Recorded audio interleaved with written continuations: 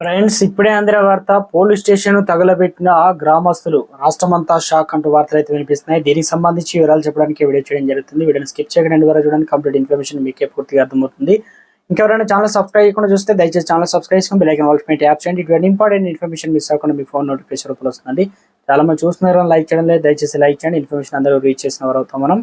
ఓ వ్యక్తి తన భార్య చనిపోవడంతో 14 ఏళ్ల తన మేనకోడను పెళ్లి చేసుకున్నాడు. ఆ తర్వాత మైనర్ అయినటువంటి తన భార్యను ఇంటికి తీసుకెళ్లాడు. ఆ విషయం తెలుసుకున్న పోలీసులు అతని మైనర్ భార్యను విచారణ కోసం పోలీస్ స్టేషన్ తీసుకెళ్లారు. విచారణ సమయంలో ఏం జరిగిందో స్పష్టంగా తెలియదు, కానీ వారిద్దరంటే ఆ భర్త మైనర్ భార్య పోలీస్ స్టేషన్ లో చనిపోయారు. దీంతో బీహార్ రాష్ట్రం ఇక అరారియా జిల్లాలో ఉద్రిక్తంగా మారింది. దీంతో పెళ్లి వాళ్ళ బంధువులు పెద్దల సంఖ్యలో పోలీస్ స్టేషన్ కు తరలి వచ్చారు. ఇక పోలీసులు స్టేషన్ కు వచ్చి తర్వాత అసలు విషయం వెలుగులోకి వచ్చింది. కొత్త జంట చనిపోయారని, ఆత్మహత్య చేసుకున్నారని గ్రామస్తులు అంటుంటే, కాదు కొట్టి చంపారని బంధువులు గ్రామస్తులు ఆందోళనకు దిగారు.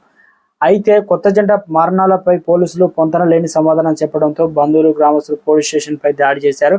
Police station తగలబెట్టారు.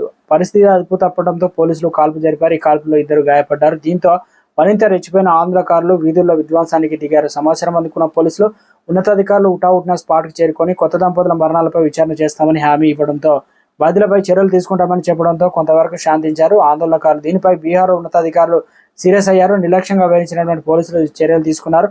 అయితే దంపతుల మరణాలు గల కారణాలు తెలియాల్సి అయితే ఉంది.